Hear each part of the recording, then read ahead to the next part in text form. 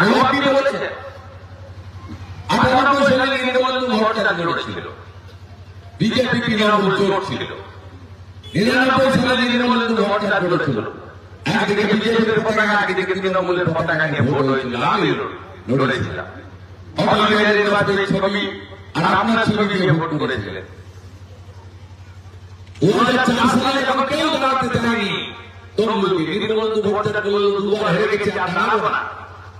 লক্ষ্মণবাবু তখন বিরাট নেতা, ছোট মুখ্যমন্ত্রী, বিরাট দাপট, বাতায়নের কথা ছাড়া আমি খুঁজে পাইনি প্রার্থী। আমি কাঁধের কাউন্সিলর ছিলাম পুরসভার।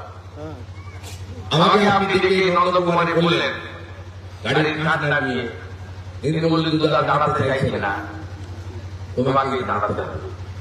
আমি ডিসিপ্লিন সোলজার, শৃঙ্খলা মানি, দল করে নেতা মানি, দলের যা নির্দেশ পালন করি। আমি লড়েছি, সেদিন আমাকে চিনত না, আমার একটাই পরিচয় ছিল, পরিচয় আজও আছে, তার জন্য গর্বিত। এর বাইরে আমার কোনো পরিচয় সেদিন ছিল না, যুবক ছেলে চিনি না, জানি না।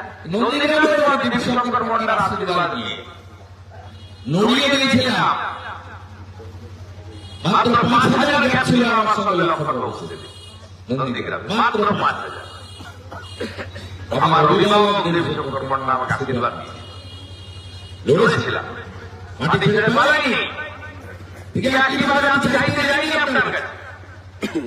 আমি আমাকে বলেছিলেন 2008 সালে 9 আগস্ট ভোটের 10 মাস আগে আপনাকে দাঁড়াতে হবে, ওই মিটিংয়ে আমি ছিলাম না, আমার অনুপস্থিতিতে আমি ঘোষণা করেছি।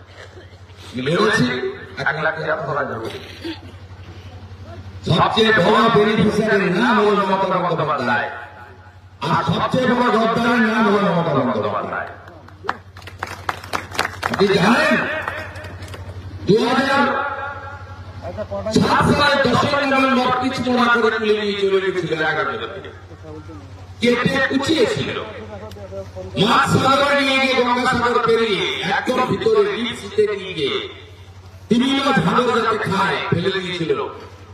ওই টুকরো টুকরো দেব আদিত্য বেলা সহ 11 জনের দেব।